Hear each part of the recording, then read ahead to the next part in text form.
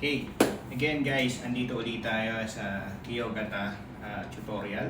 Ito yung ating number 3 sa part 1 po ito ng Qigong Bukid. So number 3 po ito. Okay, so this is for separating the heaven and the earth. Okay, separating the heaven and the earth. Ito yung positions niya. Open your positions. Yan. Okay, ito yung versions ko. So circle mo lang yung bowl. Imagine mo siya. Connect mo yung energy. Imagine nyo na parang may hawak kayong bola. Then and then feel the energy. Imagine nyo may hawak kayong bola. And then, yung isa, separate the heaven and earth. Yan. So, ito yung heaven sa taas. Then yung sa earth. Start nyo siya. Kung kaya nyo siyang ibaba yun. So, wala yan sa pag-ano. Then, yan. Separate again.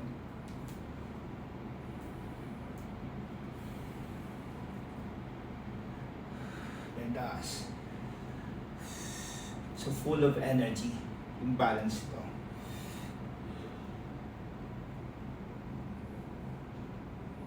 Pwede nyo siyang gawin 10 times.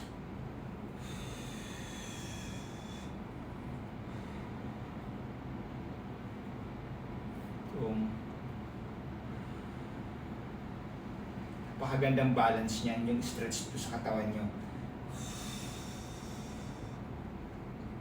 Tapos yung breathing.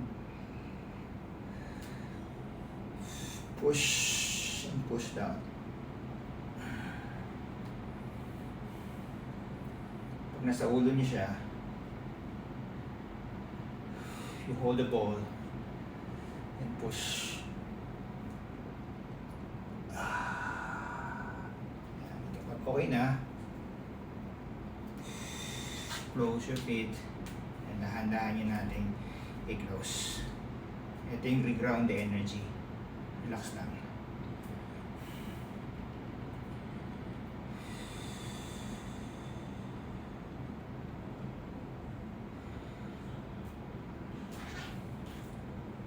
God bless po. Yan. Okay.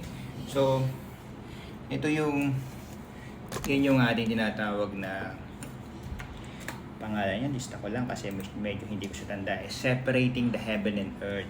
Yun. So, separating the heaven and earth. Okay? And then, yung benefits niya, okay, this exercise stimulate the stomach, okay, and improve digestion. Yan. Tandaan natin yan, ha. This exercise stimulate the stomach and improve digestion. Is also stretch the muscle tendons and ligament in the abdomen and gentle massage in the organs. Kasi pag gumaganto kayo, so na-stretch nyo yun, dahan-dahan. Okay? Yan. Yung organs, more on abdominals pala to sa mga organs natin.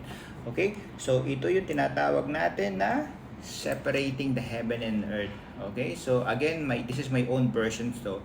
At dinadagdagan ko lang siya ng movements niya para maging realistic. Okay? So, pwede nyo siyang gawin at least 10 times. Okay? Kung nag-iisa-isa lang kayo. Pero pag ito ginagawa ko nung kumpleto, nag-start ako sa number 1, number 2, number 3, ginagawa ko lang siya ng mga 5 reps sa bawat movement. Okay? God bless you po.